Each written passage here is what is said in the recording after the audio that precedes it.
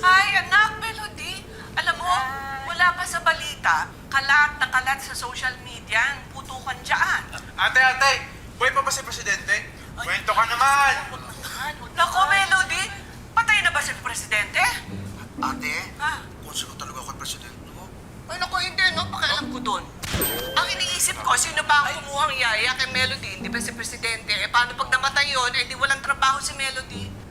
Trabaho naman pala ate yung concern mo. Hindi naman si Presidente. Aba, siyempre yung trabaho. Eh, paano pag mawala ng trabaho yung anak ko? Eh, di nga tayong lahat. May point siya. May point nga. Ako tingin ko na patay na yun. Ganon? Kasi wala namang balita sa media eh. Buhay yun. Grabe, buhay yun. Ilagay mo naman agad, Gem Rose. Ayan, yan ang gusto ko talaga. Positive. Yan ang pananaw gusto ko. Buhay pa yun. Buhay pa. Baka naman, Buhay pa. nakumatos lang. Ha? Matos agad? Eh, akala ko pa positive. Di ba, Melody? Uy! Ma'am! Bakit hindi yun to? Buhay yun, buhay. Buhay. Alam ko na. Ay, maniwala ka sa akin. Patay na talaga yun. Andali! Ano, Melody? Patay na ba si Presidente?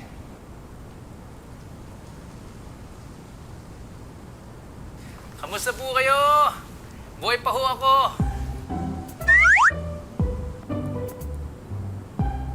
Nay! Nay?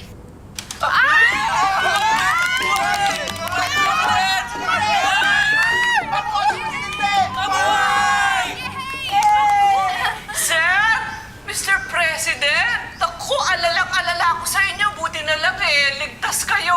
Ang plastic naman na. Alala, Nay? Hindi ba alalang-alala ko? Alala, Nay? Nag-alala po. Alala. Ulitin ko lang po, buhay pa ho ako. At magsasalita po ako mamaya sa bayan. At hinihintay lang po namin ng PSG na i-clear bago po kami makalabas.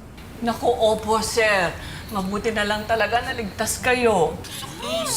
Alala ka talaga, Nay, no? Pero, meron sana po ako itatanong, sir, Mr. President. Kayo lang ba ni Melody dyan sa mukhang kwarto yan eh? Wala ba kayong ibang kasama? Ay, oo nga. Kasi nasa kwarto sila, tapos may dalawang, may kama. Dalawa lang sila. Sila lang dalawa. I'm sure. Ay! Go, ate! Go, ate! Go, ate! Go, ate! Anay, mamaya na lang kayo magtanong, ha? Mamaya ko na kayo kakausapin. Tawagan ko na lang kayo. Okay kami dito. Okay kami. Bye! Sir, pasensya na kayo, ha? Ganun lang talaga yung mga pamilya ko. Masaya-masaya lang talaga na safe kayo. Buhay kayo. Pero pasensya na po talaga, sir. Makukulit lang talaga yung pamilya ko.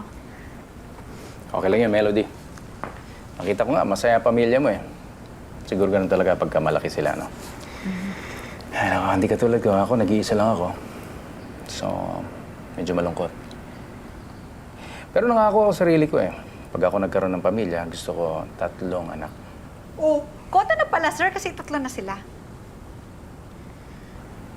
Gusto ko sanang dagdagan pa eh. Pwede bang magtanong sandali lang? Di sanay sa lukso at bilis ng pagtibok ng puso ko.